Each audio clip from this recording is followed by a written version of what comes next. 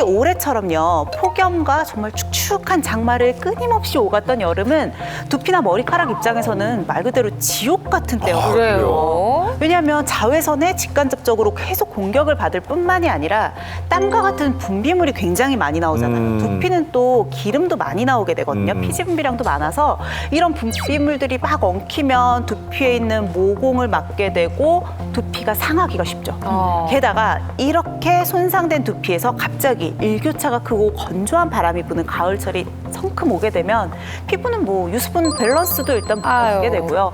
탈모에 직격탄을 맞을 수밖에 없습니다.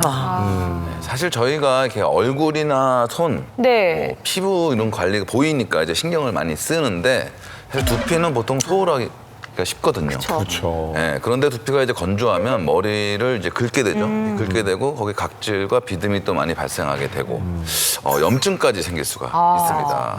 더불어 피부 노화까지 영향을 미칠 수 있기 때문에 가을철 두피 건강에 특히 신경을 쓰죠. 그러니까 사실 저도 그렇지만 제 친구들도 보면은 이게 이제 노안이 이제 바로 시작이 되면서부터 머리카락인 것 같아요. 노안이. 머리가 일단 희마리가 없으면서 이게 두 가닥, 세 가닥이 되는지 이렇게 푸실푸실하고 그다음에 이렇게 앉아서 무슨 말하려고 고개 돌리면 여기가 훤히 들여다보니까 왜 중년 후 왜 엄마들이 나이 드시면 다 빠그리빠그리 그런 파마하는 이유를 알겠어요. 이 모발은 성장기, 퇴행기, 휴지기, 다시 성장기를 거치면서 네 개의 성장 주기를 이루게 되는 건데요.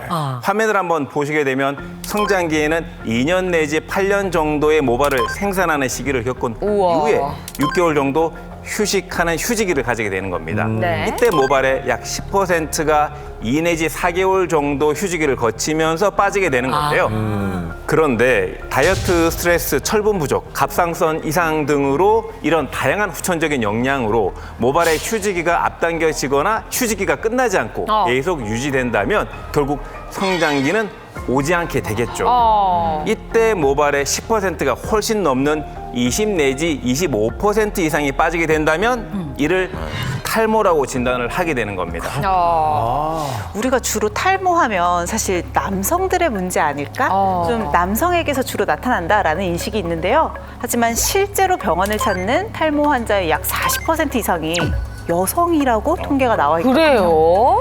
중년 여성들의 탈모는 이렇게 빠지는 탈모 이외에도 머리카락 자체가 극도로 얇아지는 거죠. 그렇죠. 힘이 없으니까 끊기는 것 같이 이 두피 건강에도 적신호가 켜진 것으로 나타났는데요. 실제로 남성과 여성의 탈모 유형은 조금 달라요. 어떻게 다를까요? 저는요 이거 정말 실감하는 게 알 것 같아요. 옛말에 이런 말이 있어요.